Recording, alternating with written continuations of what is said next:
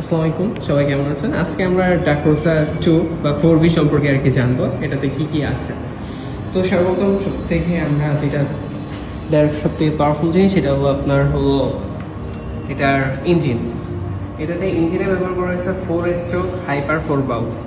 এটার সিসি হলো 164.6 সিসি এটাতে ইউজ করা হয়েছে। এটাতে ম্যাক্সিমাম পাওয়ার হলো 19.7 বিএইচপি এবং এটার আরপিএম মধ্যে 10,000 আরপিএম। এটাতে ফুয়েল সিস্টেম এফআই ইউজ করা হয়েছে। এটাতে গিয়ার বক্স আছে 6টা, স্পিড আছে 6টা গিয়ার বক্স। এটাতে ইউজ করা হয়েছে লিকুইড কুলিং, ঠিক আছে। তো এটার গ্রাউন্ড ক্লিয়ারেন্স, এটাতে কতটুকু হাইট নিচ থেকে উপর পর্যন্ত আপনারা 159 mm পেয়ে যাচ্ছেন এটার গ্রাউন্ড ক্লিয়ারেন্স।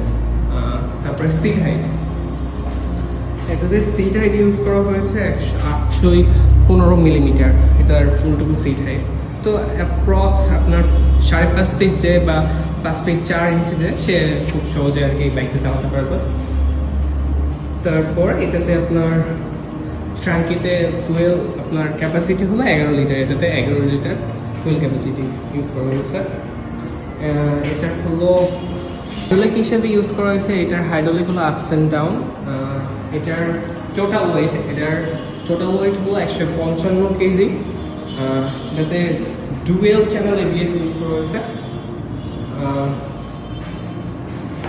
এই কালারটা মানে জিপিএক্স এর 4B-র মধ্যে এই কালারটা সব থেকে আইকনিক। ব্ল্যাকের সাথে আর কি অ্যাশ। তো এইগুলাই ছিল এর অ্যাবাউট, মানে সম্পর্কে ছিল এইগুলা। ইনফরমেটিভ ভিডিওর জন্য আমাদের পেজকে ফলো করেন। সবাই ভালো থাকবেন, সুস্থ থাকবেন। আল্লাহ হাফেজ।